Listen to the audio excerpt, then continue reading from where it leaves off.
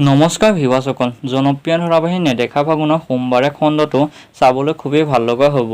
কিয়নো ভিউৱাৰসকল, যোৱাটো খণ্ডত আপোনালোকে দেখিবলৈ পাইছিলে বিডিয়ে তাই বৰ্তাকৰ কোম্পানীৰ শ্বেয়াৰ আৰু সম্পত্তিৰ ভাগ বিচৰাৰ বাবে বৰ্তাকৰ ওচৰত ক্ষমা বিচাৰে আৰু তেতিয়াই বিডিক বৰ্তাকে বুজাবলৈ চেষ্টা কৰে। তাই পাব লগা সম্পত্তিৰ ভাগ এদিন যে দিম সেই কথাও বিডিক কয়। এতিয়া সোমবাৰে খণ্ডটোত আপোনালোকে দেখিবলৈ পাব বিডিক বৰ্তাকে মিচিমিৰ ওচৰৰ মামুনৰ কথা কৈ দুখ নকৰিবলৈ ক'ব আৰু মিচিমি ভালদৰে বুজাবলৈ কোৱা দেখিবলৈ পাব। ইফালে অনিৰ্বাণে মামুনক বিচাৰি নাপাই পুলিচৰ ওচৰত কমপ্লেইন দিব।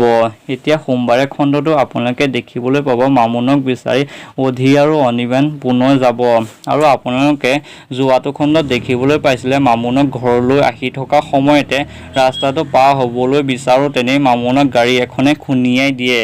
এতিয়া মামুনক মৃত্যু হ'ব নেকি জানিবলৈ পাব জনপ্ৰিয় ধাৰাবাহিক নেদেখা ফাগুনৰ সোমবাৰে খণ্ডটো। ভিউৱাৰসকল, নেদেখা ফাগুনৰ সোমবাৰে খণ্ডটো বহুত বেছি ভাল হ'ব।